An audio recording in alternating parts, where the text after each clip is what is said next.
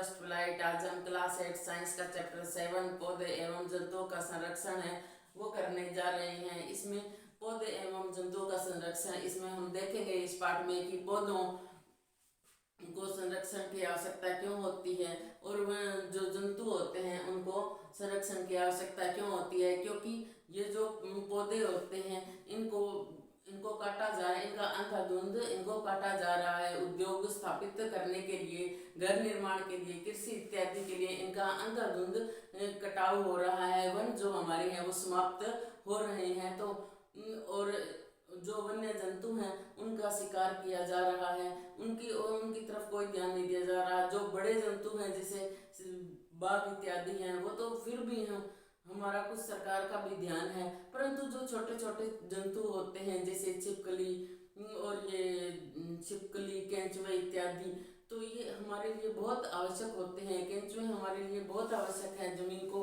उपजाऊ बनाए रखने में। और इनको हम यहाँ, क्योंकि ये घूमते रहते हैं, छोटे छोटे होते हैं और हम इन्हें आए दिन मार रहे हैं। ये सभी जंतु हमारे लिए बहुत आवश्यक होते हैं, परंतु हमारे अंदर कोई जागरूकता नहीं होने के कारण हम इन जंतुओं को नष्ट कर रहे हैं। हर एक जंतु, हर एक पौधा हमारे लिए बहुत आवश्यक है। इसलिए जो वन होते हैं हमें इन वनों का बचाव करना चाहिए। जो जीव जंतु होते हैं इन्हें नहीं मारना चाहिए। अब जीव जंतुओं के संरक्षण के लिए कुछ राष्ट्रीय उद्यान, अभयारण्य इत्यादि बनाए गए हैं। कौन कौन से हैं ये? एक तो भरतपुर अभयारण्य है, काजीरंगा राष्ट्रीय उद्यान है, बाघ संरक्षित क्षेत्र है, लोकचाव वन्य जीव अभयारण्य है, ग्रेट निकोबार बायोस्फीयर रिजर्व है, बृहद निकोबार जीव मंडल संरक्षित क्षेत्र जिसे कहते हैं। तो ये क्यों बनाए गए हैं? ताकि इनमें ये जो अभयारण्य होते हैं, संरक्षित क्षेत्र होते हैं, राष्ट्रीय उद्यान होते हैं, जैवमंडल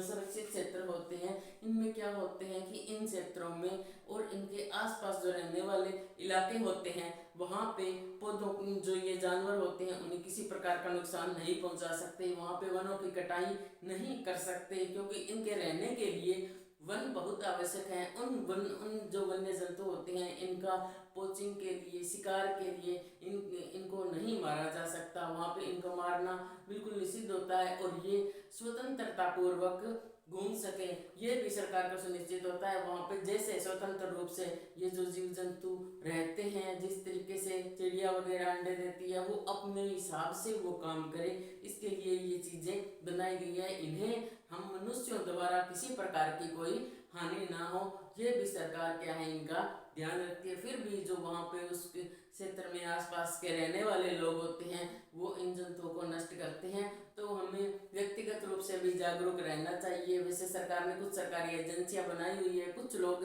काफी जागरूक भी हैं, परंतु हर कोई ऐसे जागरूक नहीं है। जैसे हमने राजस्थान में देखा था कि जो सलमान खान ने काले हिरण का शिकार किया था और उन पर अभी तक वो केस चल रहा है। तो उस केस में अब जो बिश्नोई भाई थे वहाँ के, तो उन्होंने काफ़ी अच्छी पहल की। तो मैं चाहती हूँ कि इस तरह की पहल होनी चाहिए। जैसे बिश्नोइयों ने जो वन्य जंतु होते हैं और जो वन होते हैं इनके संरक्षण के लिए बिश्नोइयों का काफ़ी योगदान रहा है। जो चिपको आंदोलन है ये भी बिश्नोइयों का था, क्योंकि जब पेड़ काट रहे थे तो बिश्नोई उनसे उनके पेड़ों के जाकर के लिपट गए थे, क्योंकि वो उन्होंने अपने प्राण न्यौछावर कर दिए।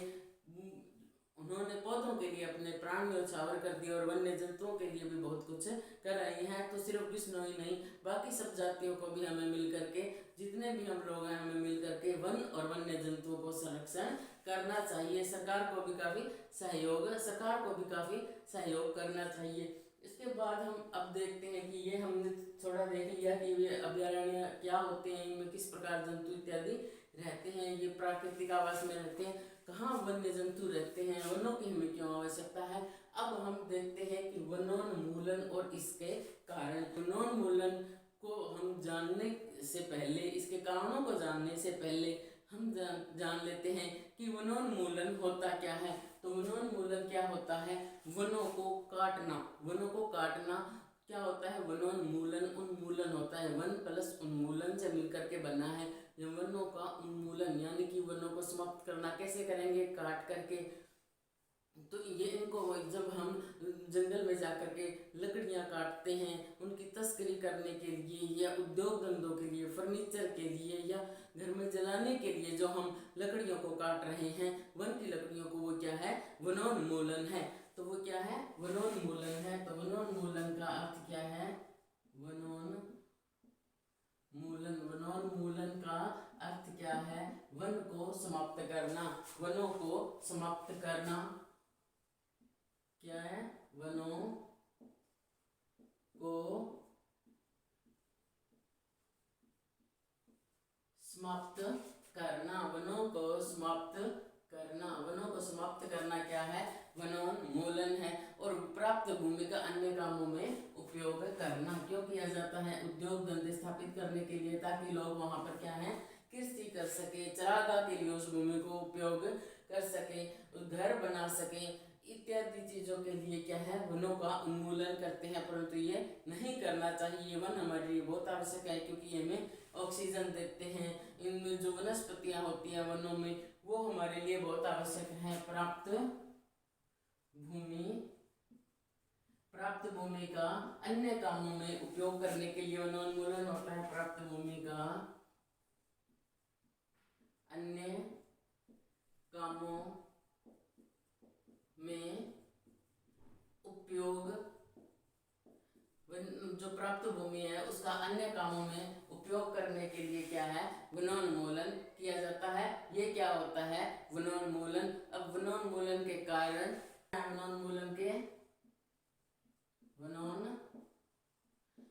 वही फैक्ट्री इत्यादि स्थापित करने के लिए, और किसके लिए? उद्योग धंधों के लिए, फर्नीचर के लिए, चंदन की लकड़ी की तस्करी होती है, उससे अनेक जो सौंदर्य प्रसाधनों में ये काम आती है अनेक। इसका जो है ये धार्मिक महत्व भी है। इस कारण से इनके मनके बनाए जाते हैं। जो हाथ में औरतें माला पहनती हैं, वो भी चंदन की माला की कई लोग इस्तेमाल करते हैं। जैसे चंदन का ज़्यादा उपयोग क्या होता है कि जो पूजा पाठ की सामग्री होती है वहाँ पर भी चंदन का बहुत उपयोग होता है। सौंदर्य प्रसाधन होते हैं, उनमें भी चंदन का बहुत उपयोग होता है। चंदन के फेस पैक होते हैं। तो ये चीजें क्या होते हैं? इस कारण से चंदन की लकड़ी की तस्करी होती है। तस्करी इत्यादि के लिए भी वनोन्मूलन होता है। तो कृषि भूमि की प्राप्ति के लिए, तो ताकि क्या है, लोग वहां पर कृषि कर सके। कृषि भूमि की प्राप्ति के लिए, कृषि भूमि की प्राप्ति के लिए, एक तो किसके लिए होता है? कृषि भूमि की प्राप्ति के लिए। और किसके लिए होता है? चरागाह के लिए। और किसके लिए होता है? चरागाह के लिए,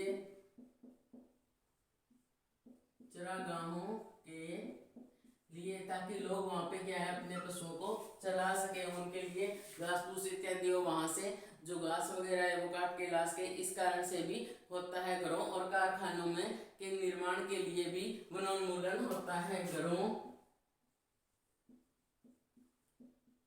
और कारखानों के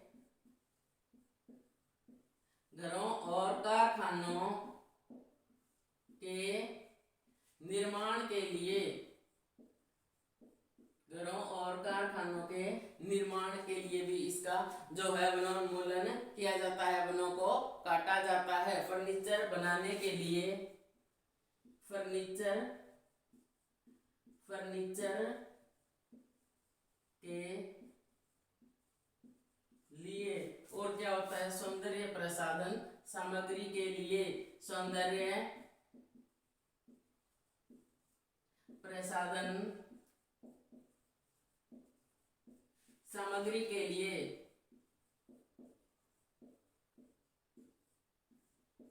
ईंधन के लिए, और किसके लिए? तस्करी के लिए, तस्करी के लिए। तो वनोन्मूलन किस कारण से होता है? वनोन्मूलन होता है कृषि भूमि की प्राप्ति के लिए। वनोन्मूलन क्या होता है? वनों को काटना, पेड़ों को काटना। पेड़ काटेंगे तो वन अपने आप कट जाएंगे, क्योंकि वन पेड़ से मिलते हैं। तो पेड़ों को काटना क्या होता है? वनोन्मूलन होता है। किस लिए किया जाता है? तो प्राप्त भूमि का अन्य कामों में उपयोग किया जाता है। कारण क्या है वनोन्मूलन का? क्या कारण है? कृषि भूमि की प्राप्ति के लिए, चरागाहों के लिए, घरों और कारखानों के निर्माण के लिए, फर्नीचर के लिए, सौंदर्य प्रसाधन सामग्री के लिए, ईंधन के लिए और तस्करी के लिए इनका वनों को काटा जाता है कृषि भूमि की प्राप्ति के लिए। क्यों? क्योंकि वहाँ पर जो भूमि है उसमें कृषि कर सके और लोग अधिक जो जमींदार हैं उनको अच्छी आमदनी हो सके। इस लालच में आकर के क्या है कि जो वनों को काटा जा रहा है, परंतु जो वन होते हैं ये भूमि की उपजाऊ क्षमता बनाए रखने के लिए आवश्यक होते हैं, वर्षा लाने में सहायक होते हैं, मिट्टी का गठन होता है वो सुधरता है, जो बाढ़ आती है तो ये बाढ़ को रोकने में भी काफ़ी सहायक होते हैं। तो हमें थोड़े से लालच के लिए कृषि भूमि के लिए भी क्या है, हमें वनों को नहीं काटना चाहिए। चरागाहों के लिए कुछ लोग ऐसे होते हैं जिनके पशु रखते हैं, वो सोचते हैं कि हम यहाँ पे पशुओं को चरा लेंगे, तो वो जो चरागाह होते हैं ना, जो पशु जहाँ चराते हैं लोग, उनके लिए भी क्या होते हैं, वनों को काटते हैं ताकि यहाँ पर हम अपने पशुओं को चरा सके, उनको चारा मिल सके। घरों और कारखानों के निर्माण के लिए जो लोग होते हैं ये सोचते हैं कि यहाँ इस वन की भूमि है, इसका हम थोड़ा अधिग्रहण कर लेते हैं, यहाँ पे हमारा मकान बन जाएगा। जो जो ये बिजनेस पर्सन्स होते हैं ये सोचते हैं ये अपनी इंडस्ट्रीज है ये यहाँ पे स्थापित कर ले, और जो वन की जो भूमि होती है उसका अधिग्रहण करके यदि ये वहाँ पर अपने कारखाने स्थापित कर लेते हैं और उसी सामान से रिलेटेड, तो ये वहाँ से क्या होते हैं, जो वन संपदा होती है वहाँ पे वनस्पति जात होते हैं, इनका उपयोग कर सके और वहाँ पे इनका अच्छे से बिजनेस जो कारखाना है एस्टेब्लिश हो जाए। तो इससे क्या होगा कि वो उतनी जमीन का तो अधिग्रहण कर ही लिया, और जो वन में जो वनस्पति थी उसका भी ये अपने लिए इस्तेमाल कर सकते हैं। फर्नीचर के लिए जो घरों में जो मेज, बेड इत्यादि बनाए जाते हैं, सोफे इत्यादि बनाए जाते हैं, फर्नीचर होते हैं, इनमें क्या है, बड़े पैमाने पर लकड़ी का प्रयोग किया जाता है। लोग क्या होते हैं, फर्नीचर, इसलिए लोग क्या है, फर्नीचर के लिए भी वनों को काटते हैं। ईंधन के लिए गाँव में औरतें होती हैं ये सोचती हैं कि ये वनों से जाकर के लकड़ी ले आती हैं, और करे भी क्या, तो गरीब जिनके पास मतलब कोई चारा नहीं होगा वो क्या करेंगे कि वन से जाकर के लकड़ियाँ इकट्ठी करके लाते हैं।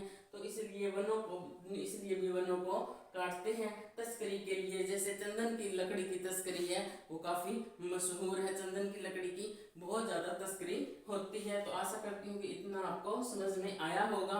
अब हम आगे देखते हैं कि ये जो वनोन्मूलन हो रहा है ये इसके कुछ वनोन्मूलन के कुछ प्राकृतिक कारक भी हैं। वनोन्मूलन के प्राकृतिक कारक कौन से हैं?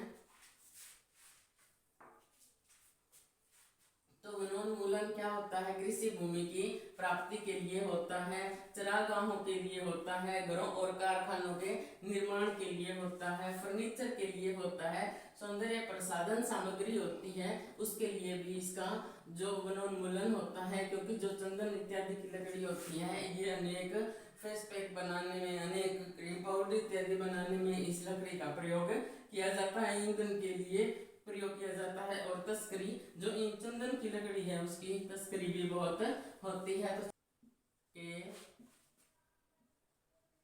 प्राकृतिक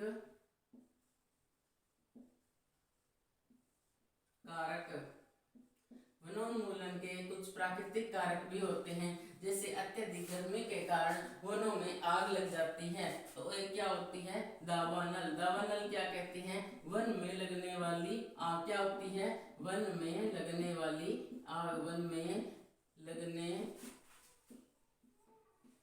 वाली आग, वन में लगने वाली आग क्या होती है, दावानल होती है। तो ये प्राकृतिक कारक होता है। और क्या होता है, सूखा पड़ना। यदि सूखा पड़ जाता है तो वन अपने आप समाप्त हो जाएंगे, क्योंकि वहाँ पे जो पौधे हैं, जो वृक्ष हैं, उनको पानी नहीं मिलेगा। जब वृक्षों को पानी नहीं मिलेगा तो वो वृक्ष सूख जाएंगे, और इस कारण भी हमारे जो वन है वो समाप्त हो रहे हैं। दावानल और सूखा पड़ना, दावानल और सूखा पड़ना।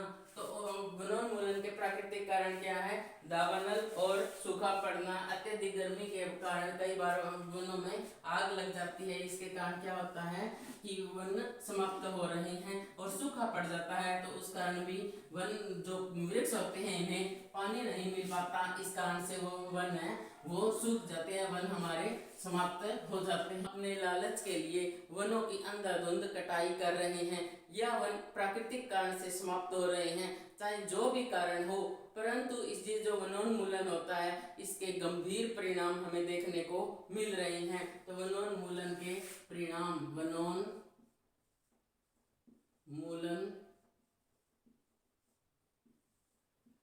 के वनोन्मूलन के परिणाम, वनोन्मूलन के परिणाम कौन कौन से हैं? वनोन्मूलन जो हो रहा है, हम उद्योगों के लिए, फर्नीचर के लिए, जो उद्योग धंधों के लिए, कृषि के लिए जो हम वनों को काट रहे हैं, इसके क्या है बहुत गंभीर परिणाम हमारे सामने आ रहे हैं। इससे क्या हो रही है, हमें जो पर्यावरण प्रदूषण है वो फैलता जा रहा है, CO2 का जो स्तर है वो बढ़ता जा रहा है, पृथ्वी के ताप में जो वृद्धि हो रही है, ग्लोबल वार्मिंग जिसका हम आज के दिन इतनी चिंता जताई जा रही है, इसके कारण क्या हो रहा है, जो जो वो वनों की कटाई का ये एक परिणाम है। प्राकृतिक संतुलन है वो काफ़ी प्रभावित हो रहा है, प्राकृतिक आपदाओं की जो संभावना है वो काफ़ी बढ़ गई है, मिट्टी में परिवर्तित हो रही है। मिट्टी क्या है, मरुस्थलीय मिट्टी में परिवर्तित हो रही है। मिट्टी की जो उपजाऊ सत्ता है वो काफ़ी प्रभावित हुई है, मिट्टी का गठन है उसका स्तर निम्न हो गया है, मिट्टी की जल धारण क्षमता है उस पर भी बहुत बुरा प्रभाव पड़ा है। हमारी मिट्टी है जो जल को सोख नहीं सकती, इस कारण से क्या है, जो सेम की जो समस्या हमारे आई हुई है, अभी जो बहुत ज़्यादा बारिश हुई इसके कारण क्या है, हर जगह जल भराव हमें दिखाई दे रहा है। ये जल भराव क्यों हुआ है, क्योंकि जो हमारी मिट्टी है उसमें पानी को सोखने की क्षमता नहीं है। यदि वहाँ पे पेड़ होते बहुत सारे तो ये हमारी मिट्टी थी, इसकी जो जल धारण क्षमता थी वो काफ़ी होती और हमें इन समस्याओं का प्रभाव नहीं झेलना पड़ता। ये जो दुष्प्रभाव है ये हमें नहीं झेलना पड़ता। आज के दिन क्या है कि 3 साल हो गए काफ़ी बारिश आ रही है, इस कारण बहुत सारे इलाके ऐसे हैं वहाँ पे हम जहाँ देखो वहाँ पानी पानी है। ये सब वनोन्मूलन का ही परिणाम है। मिट्टी के पोषक तत्वों में कमी हो गई है। आपने सुना होगा पहले अपने बड़े बुजुर्गों से हम ऐसे ही बीज डाल देते थे और जो फसल है वो बहुत होती थी। ये इनकी बात बिल्कुल सही है कि पहले बीज डाल देते थे और फसल जो वो बहुत अच्छी मात्रा में उपज होती थी, परंतु आज के दिन किसान भाइयों के कोई भी बचत नहीं हो रही। क्यों नहीं हो रही, जो मिट्टी है ना उसके पोषक तत्व हैं और उसका जो गठन है वो क्या है, हमारे वनों को काटने के कारण काफ़ी प्रभावित हुआ है। किसान भाई ये सोचते हैं कि हमारे खेतों में यदि पेड़ नहीं होंगे तो उस जगह हमारी फसल बहुत ज़्यादा होगी, परंतु कितना ही समझाने पर हमारे किसान भाई इस बात को नहीं समझते कि ये जो हमारे खेतों में पेड़ इत्यादि है इसके कारण हमारी मिट्टी का जो गठन है वो काफ़ी अच्छा है, इसके कारण हमें बहुत अच्छी पैदावार मिल रही है। यदि थोड़े एरिया में फसल नहीं होती है तो कोई दिक्कत नहीं है, बाकी जो एरिया है उसमें तो काफ़ी अच्छी फसल होगी, परंतु ये बात अभी तक नहीं मान रहे। मैं आशा करती हूँ कि आप लोगों को जो वनों का महत्व है वो काफ़ी समझ में आया होगा। अब हम देखते हैं कि वनोन्मूलन के परिणाम है, पृथ्वी का ताप है। अब हम देखते हैं कि गर्मी बहुत ज़्यादा बढ़ती जा रही है। ये किस कारण है, वनोन्मूलन के कारण, क्योंकि वनोन्मूलन के कारण जो पृथ्वी का ताप है वो बहुत ज़्यादा बढ़ गया है। पृथ्वी ताप में वृद्धि, इसके कारण क्या है, पृथ्वी का जो ताप है वो काफ़ी बढ़ गया है। अब हम देखते हैं कि बहुत ज़्यादा गर्मी पड़ती है। ये किस कारण है, वनों की कटाई के कारण, क्योंकि वन थे जो ये वृक्ष थे ये इनके कारण वातावरण में शीतलता बनी रहती थी, वनों को काट दिया, इसके कारण जो तापमान है उसमें बहुत ज़्यादा वृद्धि हो गई है। प्रदूषण स्तर में वृद्धि, प्रदूषण के स्तर में वृद्धि किस प्रकार से हुई है, क्योंकि हमें पता है कि जो पौधे हैं ये जो प्रकाश संश्लेषण जिसे कहते हैं फोटोसिंथेसिस की जो प्रोसेस होती है, इंग्लिश में कहते हैं और हिंदी में जो कहते हैं प्रकाश संश्लेषण की प्रक्रिया जब करते हैं तो ये कौन सी क्रिया होती है, इनका खाना बनाने की क्रिया होती है। इस क्रिया के दौरान ये ऑक्सीजन छोड़ते हैं और कार्बन डाइऑक्साइड जो है वो ग्रहण करते हैं, और हम क्या हैं, हम सांस लेते हैं तब ऑक्सीजन लेते हैं और कार्बन डाइऑक्साइड छोड़ते हैं। तो इसका यदि वन बहुत ज़्यादा कटेंगे तो कार्बन डाइऑक्साइड का ग्रहण कौन करेगा, जब कार्बन डाइऑक्साइड का ग्रहण नहीं होगा तो ये क्या है, प्रदूषण में भी काफ़ी वृद्धि होगी। प्रदूषण स्तर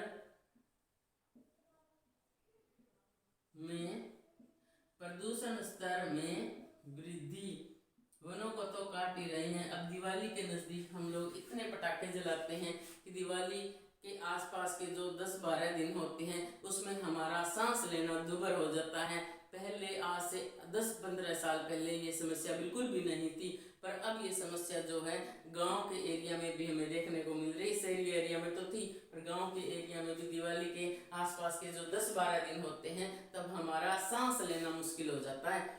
तो प्रदूषण स्तर में जो है वो काफ़ी वृद्धि हुई है। और दिल्ली की सरकार को तो अभी से चिंता सताने लगी है कि अब दिवाली का दिन नज़दीक है तो क्या होगा। CO2 स्तर का बढ़ना, क्योंकि वो पौधों को जब हम काट देंगे तो CO2 का स्तर, CO2 क्या होती है, कार्बन डाइऑक्साइड होती है, का स्तर अपने आप ही बढ़ जाएगा। क्योंकि हम ऑक्सीजन जो सांस लेते हैं उसके दौरान कार्बन डाइऑक्साइड छोड़ते हैं। और पौधे होते हैं ये क्या होते हैं, ये खाना बनाने की प्रक्रिया के दौरान कार्बन डाइऑक्साइड का ग्रहण करते हैं।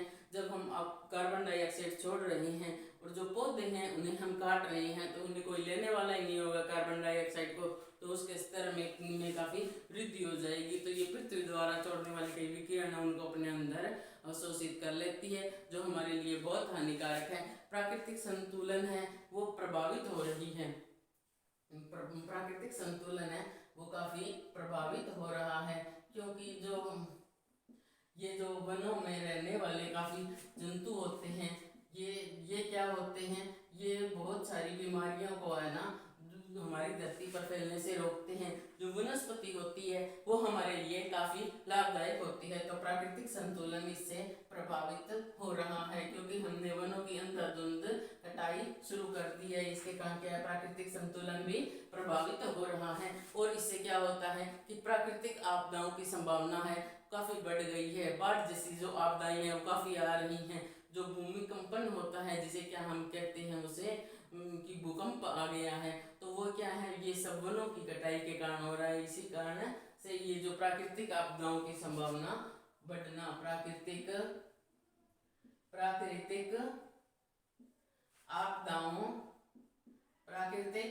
आपदाओं की संभावना काफी बढ़ गई है। प्राकृतिक आपदाओं की संभावना बढ़ना, इसके कारण क्या है, प्राकृतिक आपदाओं की संभावना है वो काफी बढ़ गई है। इसके कारण प्राकृतिक आपदाओं की संभावना काफी बढ़ गई है। और इससे क्या है, विश्व उष्णन का खतरा, जो ग्लोबल वार्मिंग जिसे हम कह रहे हैं, ग्लोबल वार्मिंग का स्तर इतना बढ़ गया है वो क्या है, वो भी इससे वनों की कटाई का परिणाम है। विश्व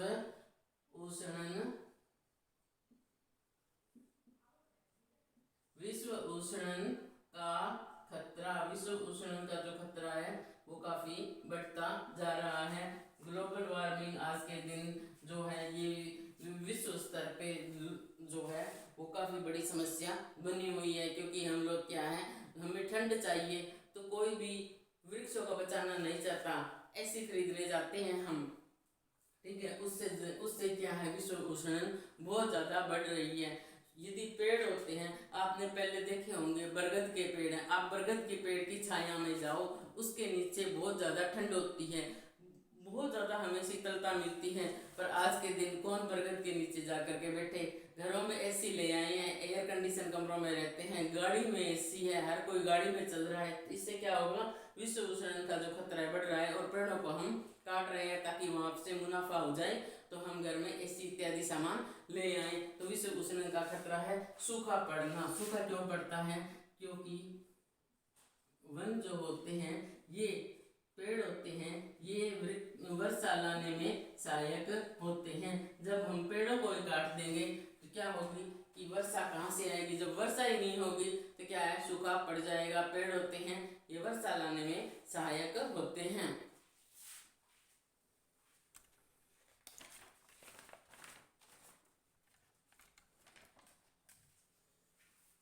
इससे जो मृदा के गुण हैं उनमें भी काफी परिवर्तन आ गया है। मृदा के गुण हैं उनमें काफी परिवर्तन आ गया है।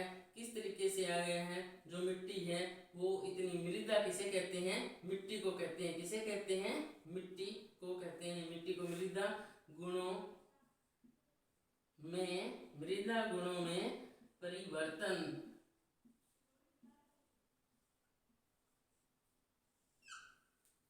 मृदा यानी कि मिट्टी के जो गुण हैं उनमें परिवर्तन आ गया है। वनों को काटने के उनमें मिट्टी के गुणों में परिवर्तन आ रहा है। मिट्टी क्या है, मिट्टी उतनी उपजाऊ नहीं रही, उसके और मिट्टी जो मरुस्थलीकरण है वो हो रहा है। मरुस्थलीकरण क्या होता है,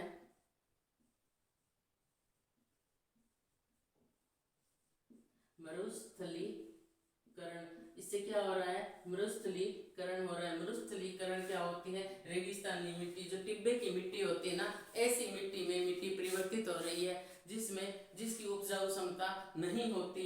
तो वनों को काटने के कारण मरुस्थलीकरण हो रहा है। मिट्टी के जो जल धारण क्षमता है उस पर प्रभाव पड़ना। मिट्टी जो जल को अपने अंदर सोख लेती है, इस कारण से फिर यदि काफी लंबे समय तक हम पानी नहीं देते हैं तो वो मिट्टी क्या होती है, उसमें वो पानी नमी बनी रहती है। और जो पानी जब मिट्टी में खड़ा नहीं रहेगा, फसलों में पानी खड़ा नहीं रहेगा, तो वो फसलें क्या है, जब गर्मी पानी खड़ा रहने के कारण गर्मी पड़ती है तो फसलें बर्बाद होती हैं। परंतु यदि मिट्टी पानी को सोख लेती है तो वो क्या होती है, वो और ज़्यादा उपजाऊ मिट्टी होती है और उससे फसल बहुत ज़्यादा होती है। तो इससे मिट्टी की जल धारण क्षमता पर प्रभाव की जल धारण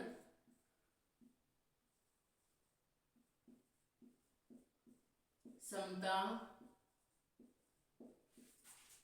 प्रभावित हो रही है। इससे प्रभावित कैसे हो रही है कि मिट्टी की जो जल धारण क्षमता है वो कम हो गई।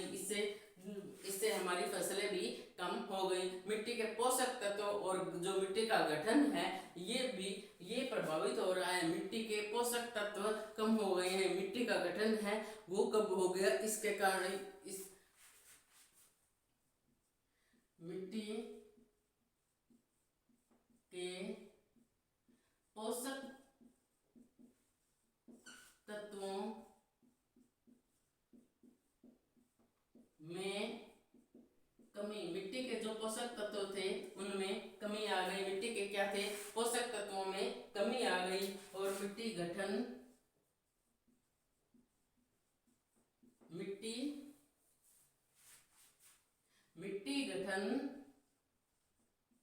का प्रभावित होना।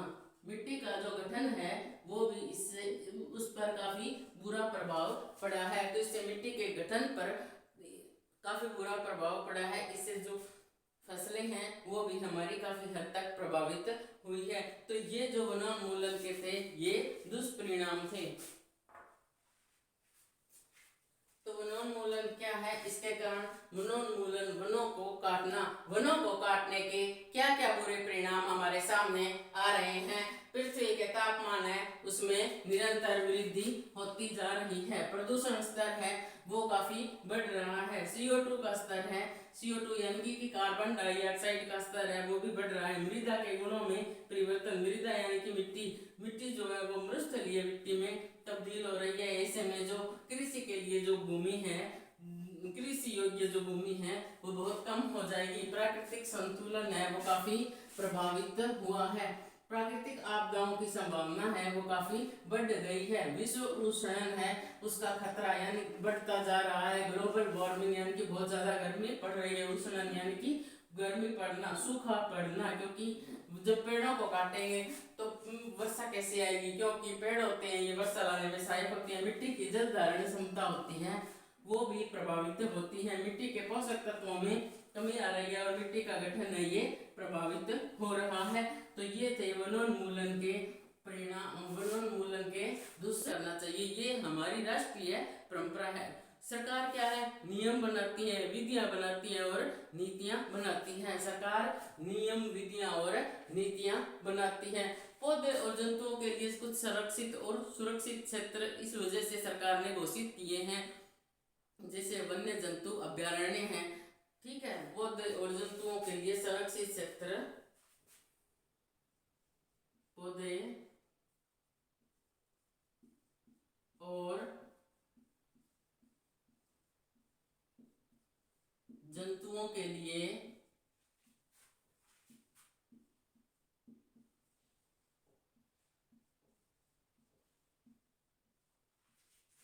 संरक्षित क्षेत्र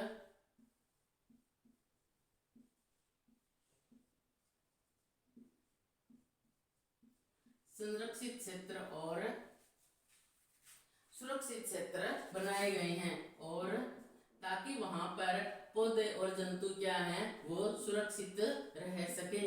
इसके लिए कुछ अभयारण्य बनाए गए हैं, राष्ट्रीय उद्यान बनाए गए हैं, जैव संरक्षण क्षेत्र हैं वो बनाए गए हैं।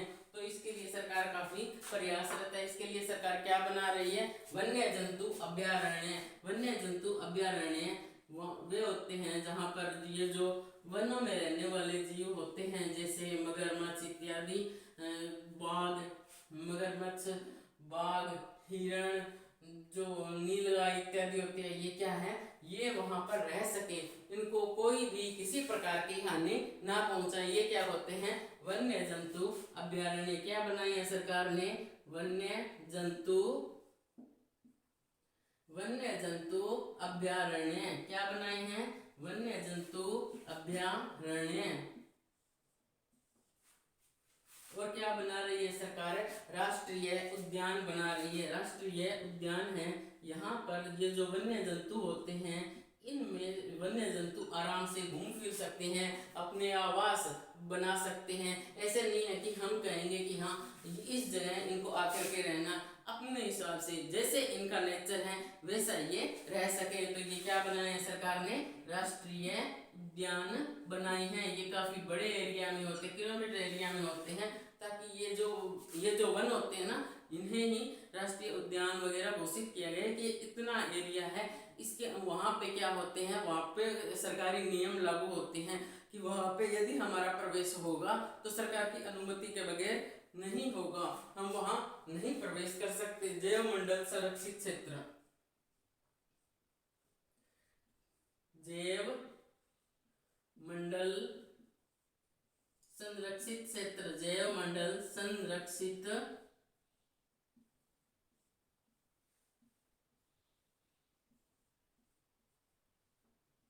क्षेत्र, जैव मंडल संरक्षित क्षेत्र। इसमें क्या है, ये जो आदिवासी जनजातियां वगैरह होती हैं, ये आदिवासी हैं, ये यहाँ पे रह सके और जैसी इनकी परंपराएं हैं ये उस हिसाब से रह सके। हम यूँ नहीं कह सकते कि आप हमारे मॉडर्न हिसाब से रहो, ये वहाँ पे जैसी इनकी परंपरा। ये क्या है, पौधों और जंतुओं के लिए संरक्षित क्षेत्र और सुरक्षित क्षेत्र कौन कौन से होते हैं? वन्य जीव, वन्य जंतु अभयारण्य होते हैं, राष्ट्रीय उद्यान होते हैं, जैव मंडल संरक्षित क्षेत्र होते हैं। इनमें क्या है, वनस्पति जात, प्राणी जात और उनके आवास हैं, इनके संरक्षण के लिए ये क्या है, ये चिन्हित किए गए हैं कि यहाँ पे ये जो एरिया है, इनमें ये वन्य जंतु रहेंगे, ये आदिवासी जातियां हैं, ये रहेगी और ये अपनी परंपरा के हिसाब से यहाँ पे रह सकती है।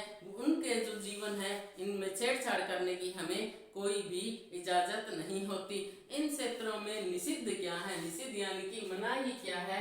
इन क्षेत्रों में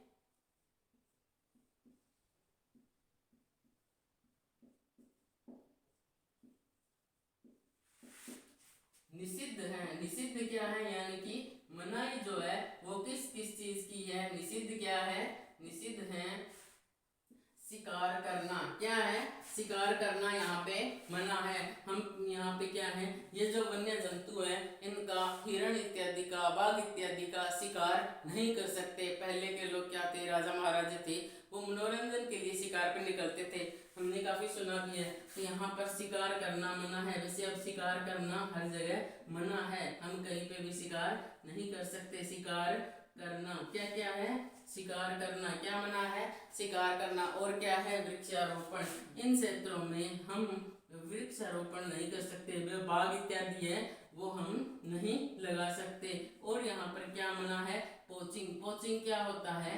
पोचिंग भी यहाँ पर मना है। पोचिंग होता है कि लोग पशुओं की खाल प्राप्त करने के लिए जो उनका शिकार करते हैं तो वो होता है पोचिंग। तो इन क्षेत्रों में पोचिंग की भी मनाही है। चरागाह है वो भी मना है। यहाँ पे इन भूमि को हम चरागाह के रूप में इस्तेमाल नहीं कर सकते। पशुओं को चराने नहीं ले जा सकते। वृक्षों की जो कटाई है वो नहीं कर सकते। हम किसी वृक्ष हैं उसको काट नहीं सकते। तो इससे जब वृक्षों को नहीं काटेंगे तो वह वृक्ष हैं वो सुरक्षित रहेंगे। चरागाह के लिए भूमि इस्तेमाल नहीं करेंगे तो वहाँ के जो वनस्पतियां हैं वो भी विनिष्ट नष्ट नहीं होंगी। तो वृक्षों की कटाई, चरागाह इत्यादि यहाँ पर मना है। तो इससे वन्य प्राणी के संरक्षण के लिए सरकार क्या कर रही है, वन्य जीव अभ्यारण्य, राष्ट्रीय उद्यान, जैव संरक्षण क्षेत्र घोषित किए गए हैं। इन क्षेत्रों में क्या क्या मना किया गया है, ये क्यों घोषित किए गए हैं? क्योंकि यहाँ पर हम एज यूजुअल जो एक्टिविटीज हैं वो नहीं कर सकते, शिकार नहीं कर सकते, पोचिंग नहीं कर सकते, चरागाह के लिए इस्तेमाल नहीं कर सकते।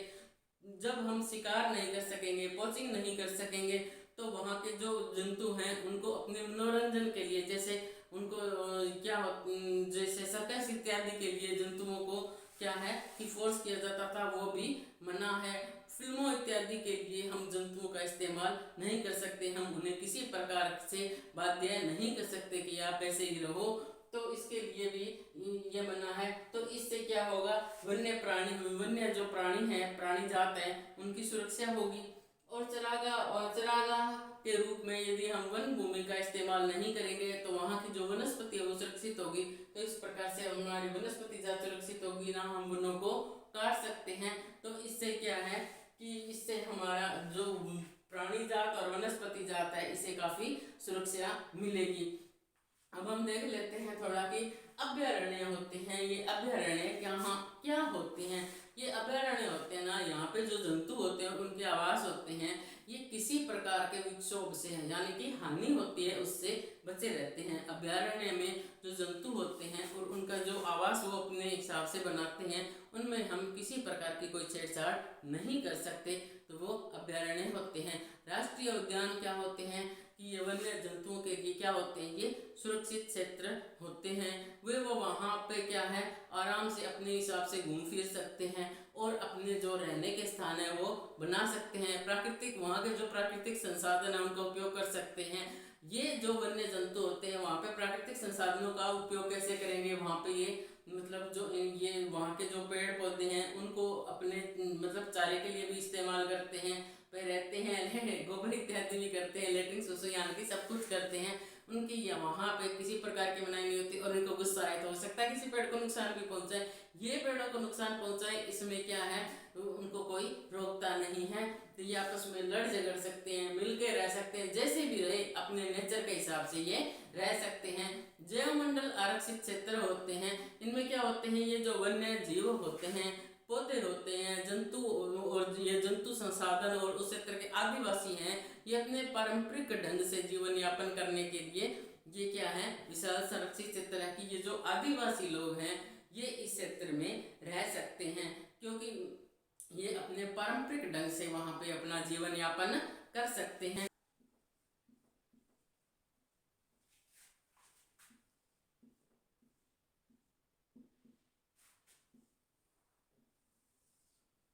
जैव मंडल आरक्षण होता है, क्या होता है, इसका उद्देश्य होता है ये क्यों बनाया गया है, जैव विविधता होती है उसको संरक्षण देने के लिए, जो जीवों में अलग अलग जीव पाए जाते हैं उनको सुरक्षा मिले। आदिवासी है ये पारंपरिक ढंग से अपना जीवन यापन यहाँ पर कर सके। जैव विविधता का अर्थ है उस क्षेत्र में पाए जाने वाले सभी पौधे, जंतु और सूक्ष्म जीवों की विभिन्न प्रजातियां। जैव विविधता, अब ये जो जैव विविधता है उसका हम अर्थ देख लेते हैं। जैव विविधता क्या होती है, जैव विविधता, जैव विविधता क्या होती है कि उस क्षेत्र विशेष में पाए जाने वाले जो वो एरिया होता है ना, कोई एक विशेष एरिया है, उस क्षेत्र विशेष में पाए जाने वाले, उस एरिया में पाए जाने वाले, उस क्षेत्र विशेष में पाए जाने वाले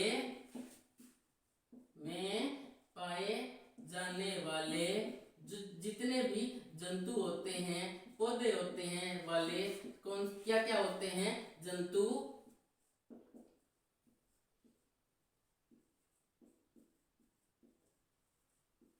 पौधे, जंतु, पौधे इत्यादि होते हैं, उनको क्या है जंतु होंगे, पौधे होंगे, उन और जो सूक्ष्म जीवों की जो विभिन्न प्रजातियां होती हैं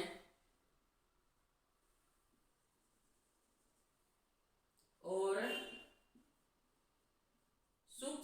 जीवों की और सूक्ष्म जीवों की जो प्रजातियां होती है, सूक्ष्म जीवों की प्रजातियां हैं, उनको क्या है, संरक्षण देना। जो उन जो प्रजा की जो विभिन्न प्रजातियां होती हैं वो क्या होती है, जैव विविधता होती है। और जैव आरक्षित क्षेत्र क्या होते हैं कि उस क्षेत्र में ये जो जैव विविधता होती है उन संस्कृति को बनाए रखने में ये सहायक होते हैं। जैव आरक्षित क्षेत्र क्या होते हैं, उस क्षेत्र की जो जैव विविधता और संस्कृति होती है उसको बनाए रखने में सहायक होते हैं। आरक्षित क्षेत्र होते हैं उसके अंतर्गत अन्य आरक्षित क्षेत्र भी हो सकते हैं। एक आरक्षित क्षेत्र होगा उसके अंतर्गत अन्य आरक्षित क्षेत्र भी हो सकते हैं। जैसे पचमढ़ी जैव मंडल आरक्षित क्षेत्र है, जैसे पचमढ़ी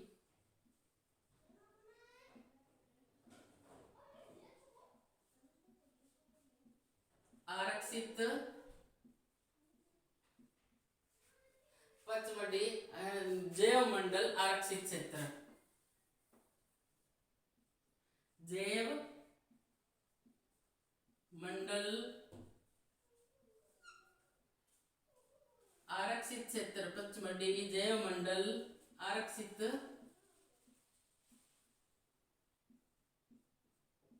क्षेत्र है।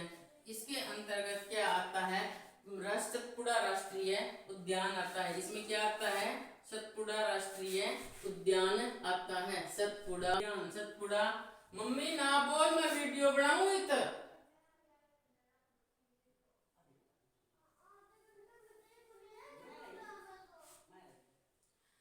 बोरी वन्य जंतु अभयारण्य, इसके अंतर्गत और क्या आता है, बोरी वन्य जंतु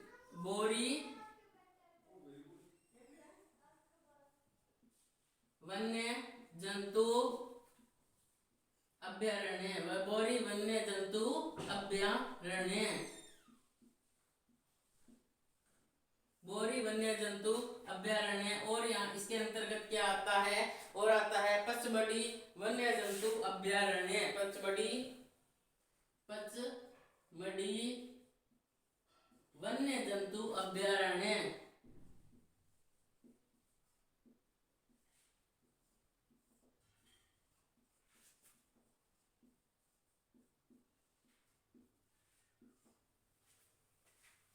एक जैव मंडल आरक्षित क्षेत्र होता है उसके अंतर्गत कई अन्य आरक्षित क्षेत्र भी हो सकते हैं। जैसे पचमढ़ी जैव मंडल आरक्षित क्षेत्र है उसके अंतर्गत सतपुड़ा राष्ट्रीय उद्यान आता है, बोरी वन्य जंतु अभयारण्य आता है और पचमढ़ी वन्य जंतु अभयारण्य आता है।